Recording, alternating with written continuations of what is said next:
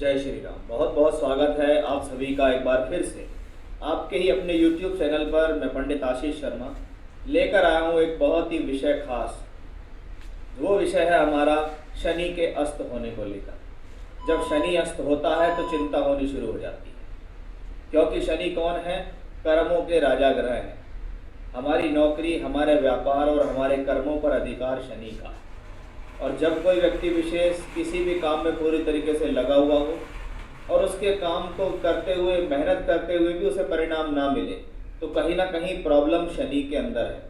कि या तो वो शनि आपकी कुंडली के अंदर खराब है, और यदि वो कुंडली में खराब नहीं है तो उस दौरान यदि आपको फिर भी रिजल्ट नहीं मिलते तो आपको गोचर में जरूर चेक करना चाहिए कि कहीं शनि की स्थिति खराब तो नहीं चल रही। इसी स्थिति को ध्यान में रखते हुए हमारा ये आज का विषय है कि शनि अस्त हो रहे हैं, और शनि का अस्त होना आपकी राशि के सपनों को किस तरीके से पस्त कर सकता है, ये सब कुछ आज के इस वीडियो में बहुत खास तरीके से मैं आपको बताने वाला हूँ। इसलिए वीडियो में बहुत ध्यान से सुने और अंत तक बने रहें, जिससे आपसे कोई विशेष जानकारी ना छूट जाए।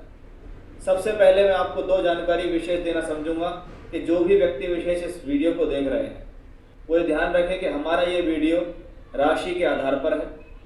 अगर आपके पास आपकी कुंडली है और आपको ये पता है कि हमें शनि से संबंधित महादशा या अंतर प्रत्यंतर चल रही है, तो ये वीडियो आपके लिए और ज़्यादा खास हो जाता है। ग्रह क्यों अस्त होता है ये जानना बहुत ज़रूरी है। शास्त्र कहता है कि सूर्य ग्रहों का राजा है, और राजा हमेशा ये कोशिश करता है कि मैं जहाँ पर बैठूँ वो गद्दी मेरी अपनी हो, अकेली हो, कोई और उस गद्दी पर ना बैठे। यदि कोई भी ग्रह उसके आसपास आने की कोशिश करता है तो वो अपने तेज से, अपनी ऊर्जा से उसको जला सकता है, उसको अस्त कर सकता है, उसे अंधा कर सकता है। आप भी यदि अपनी नंगी आंखों से सूर्य को देखने की कोशिश करेंगे तो शायद 5 सेकंड भी आप सूर्य को लगातार आंख खोलकर नहीं देख पाएंगे। तो ये समझिए कि लाखों किलोमीटर दूर होने के बाद भी सूर्य का जो ताप है वो आपकी आंखों को खुलने नहीं देता, आपको अंधा कर देता है कुछ समय के लिए। तो जो ग्रह उसके पास हैं वो कितनी चिंता में होंगे। ऐसा ही एक ग्रह है शनि, कि शनि कुंभ राशि में गोचर कर रहे हैं वर्तमान में, लेकिन उस शनि के पास गोचर करता हुआ सूर्य पहुंच गया, और 11 फरवरी से लेकर 16 मार्च तक सूर्य शनि के पास रहेंगे। सामान्य तौर पर कुंडली में हो या ब्रह्मांड में हो, सूर्य से शनि की 15 डिग्री की दूरी शनि को अस्त कर देती है। इसलिए 11 फरवरी से 16 मार्च लगभग 35-36 दिनों का ये समय काल होगा। इस दौरान सूर्य के निकट आने के कारण यह समझ लीजिए कि सूर्य ही कुंभ राशि के अंदर पहुंच गए हैं और उन्होंने शनि को अस्त किया। और जब शनि अस्त होते हैं तो कारकत्व अस्त हुए। सूर्य को यहाँ कोई प्रॉब्लम नहीं है, उसने तो उसे कंबस्ट कर दिया। शास्त्र कहता है जब कोई ग्रह अस्त हो तो ऐसे ग्रह को हम कुपित कहते हैं, पीड़ित कहते हैं। कुपित और पीड़ित होने का मतलब है कि वो ग्रह चाह कर भी रिजल्ट नहीं दे पा रहा, वो ग्रह चाह कर भी आपको अच्छे परिणाम नहीं दे पा रहा। इसको हम कहते हैं कि हम अपने प्रयास कर रहे हैं, हम अपनी मेहनत कर रहे हैं, लेकिन फिर भी उस मेहनत और प्रयास का हमें फल नहीं मिल रहा। इसका मतलब शनि अस्त हो गए हैं और सूर्य ने अस्त किए हैं। तो सीधी बात है, अगर कोई व्यक्ति आपको पीड़ित कर रहा है या परेशान कर रहा है तो आप क्या करेंगे? उसके हाथ जोड़ेंगे और अपनी एनर्जी को बढ़ाएंगे, जिससे आप उसकी प्रॉब्लम को झेलने में सक्षम हो। कि अगर सर्दी होने हो रही है तो सर्दी होने के लिए आप ऐसी चीजें खाएंगे जिससे सर्दी कम लगे, कपड़े पहनेंगे, ना कि आप सर्दी के लिए फाइट करेंगे। आप अपने आप को मजबूत बनाएंगे। ऐसा ही अगर शनि अस्त हुए हैं तो सूर्य की पूजा करनी है, और सूर्य की पूजा करेंगे इस दौरान, यानी सूर्य देव को जल देना, सूर्य के मंत्रों का जाप करना आपके लिए शुभ रहेगा। बाकी अपने कर्म पर पूरी तरीके से ध्यान देना है। ये पहली बात है कि अस्त क्यों होता है सूर्य के निकट। क्या ये हमेशा शुभ है या ये हमेशा अशुभ है, ये निर्भर करता है आपकी राशि विशेष पर। कि जो लोग, जिनकी राशियों से सूर्य की स्थितियां बहुत अच्छी होती हैं, अगर वो शनि को अस्त भी कर दें तो भी उस पर कोई बहुत ज़्यादा फर्क पड़ता नहीं है। लेकिन जो ग्रह शत्रुता रखते हैं, क्योंकि सूर्य और शनि तो आपस में भी शत्रु हैं, और अगर यही सूर्य या शनि आपकी राशि से भी शत्रुता रखें तो ये आपके लिए और ज़्यादा अशुभ हो जाते हैं। इसी चीज़ को बड़े ध्यान से मैं आज आपको इस वीडियो में समझाने वाला हूँ, इसलिए मेरे इस वीडियो में अंत तक बने रहिएगा, जिससे आपको विशेष जानकारी मिल पाए कि आपकी राशि के लिए इन 35 दिनों के अंदर ऐसा क्या खास ध्यान रखना है कि जब आपके शनि अस्त होंगे तो वो आपको क्या फल दे सकते हैं। अब आइए देखते हैं आपकी राशि पर इसका क्या असर होने वाला है कि मीन राशि के जातकों, वर्तमान में आपकी राशि बहुत पीड़ित है, इसमें कोई डाउट नहीं है। मैंने पिछले भी वीडियो बनाए थे, उसमें भी मैंने आपको बताया था कि आपकी राशि यानी चंद्रमा यहाँ बैठा है, इसके ऊपर राहु है, इससे 12वें घर में शनि का गोचर है, यानी आप शनि की 7.5 से भी पीड़ित हैं और आप चंद्रमा के ऊपर राहु से भी पीड़ित हैं। और जब मन पीड़ित होता है ना राहु और शनि से, तो इसको कहते हैं अशुभ प्रभाव आना, इसको कहते हैं मेलेफिक प्रभाव आना, इसको कहते हैं मन के अंदर प्रॉब्लम आना। क्योंकि जब चंद्र पीड़ित होता है तो मन पीड़ित होता है, मन पीड़ित होता है तो जीवन में सब चीज़ पीड़ित दिखाई देती है। बहुत जल्दी से तनाव, बहुत जल्दी से स्ट्रेस होना, हल्का सा भी काम ऊपर नीचे हुआ तनाव होने लगा, कभी रिलेशनशिप्स को लेकर, कभी हेल्थ को लेकर, कभी मेंटली हेल्थ, कभी प्रोफेशनल लाइफ, इन सब को लेकर प्रॉब्लम होती है। अब आपके लिए इसमें एक अच्छी बात है कि शनि अस्त होंगे।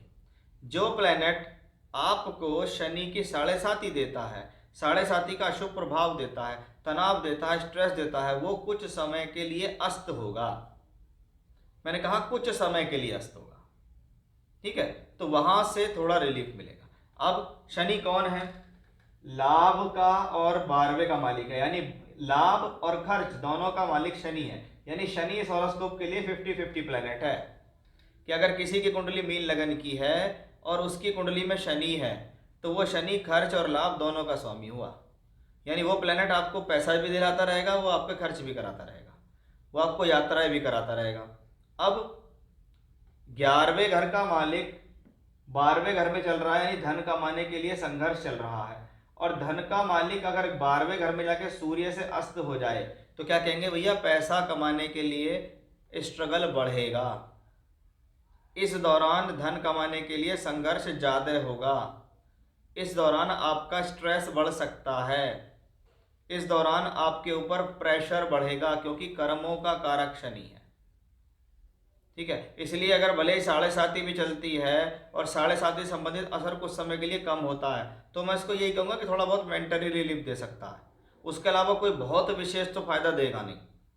अब ये शनि सूर्य के साथ है, इसको समझिए कि सूर्य आपके लिए 6th लॉर्ड है, छठे का मालिक 12वें घर में गया तो वो छठे के मालिक के तले तो अच्छा है, क्योंकि उसने विपरीत राजयोग बना दिया, लेकिन भैया उसने शनि को पकड़ लिया, इसलिए हेल्थ इश्यूज दे सकता है ऐसा सूर्य शनि का योग। सिर दर्द के रोग दे सकता है, आंखों से संबंधित पीड़ा दे सकता है, बीमारी पर खर्च करा सकता है, आपके खर्च को बढ़ा सकता है। मैं आपको बिना वजह खुश नहीं करूंगा कि अब तो देखिए शनि अस्त हो जाएगा, अब तो मजे आने वाले हैं आपके, ऐसा कुछ नहीं होगा, कुछ भी नहीं होगा। मैं सावधान रहने की आपको जरूर कहूँगा। मैं ये वीडियो इसलिए बना रहा हूँ कि अगर आपकी मीन राशि है तो आप सतर्क हो जाओ कि भैया ये सूर्य 6th लॉर्ड होके 12वें के मालिक के साथ है, छठा घर रोग ऋण शत्रु, 12वां घर खर्चा, अस्पताल, दवाई, गोली, मेडिसिन, डॉक्टर, यानी इन चीज़ों से संबंधित कॉम्बिनेशन बनेगा। एफर्ट्स बढ़ाने होंगे, स्ट्रेस बढ़ता ही दिखाई देगा, इतना कम होता दिखाई नहीं देगा। अब ऐसी स्थिति में पीड़ित कर रहा है सूर्य, पीड़ित हो रहा है शनि, और चंद्रमा यानी राशि का मालिक राशि में बैठा है राहु। मैंने पिछले भी वीडियो एक बनाया था जिसमें मैंने राहु का गोचर के बारे में बात की थी, मायावी राहु मोक्षकारी केतु, तो आपने वो सीरीज देखी होगी, नहीं देखी है तो लिंक डिस्क्रिप्शन में उसको देखो कि मीन राशि के लोगों के लिए मैंने उसमें रेमेडी बताई है, वो रेमेडी करो। ऐसी स्थिति में सूर्यदेव को जल दो, सूर्यदेव के किसी भी सामान्य मंत्र का 108 बार जाप करो। शाम के समय सूर्यास्त के बाद शनि के बीज मंत्र ओम शम शनिश्चराय नमः का 108 बार जाप करो, और बड़े शांति से, बड़े सोच समझ के, बड़े सोच विचारों से आप ये समय अपना निकालो। यात्राओं में विशेष ध्यान दें, इस दौरान खर्च करते हुए विशेष ध्यान दें, अपना पैसा बिना वजह ना फंसाएं। ऐसी स्थितियों में उस व्यक्ति के साथ कभी कभी चीटिंग भी हो जाती है कि कोई आया, उसने आपको कोई नई चीज़ बताई, नई स्कीम बताई, आप उसके चक्कर में लग गए, आपने वहाँ पैसा लगा दिया, वो पैसा आपका लूट के ले गया। तो बड़ा सावधान रहना है आपको इस दौरान। अगर आपको चाहिए इस सूर्य से संबंधित अस्त होने के शनि के प्रॉब्लम से बचेंगे तो ये जो बातें बताई हैं उनका ध्यान तो रखना ही है। साथ ही साथ आपको पूजा पाठ भी करनी है, क्योंकि ये समय आपकी राशि के हिसाब से कोई बहुत बढ़िया नहीं दिखाई देता। इसलिए सावधानी को समझें और आगे बढ़ें। जय श्री राम।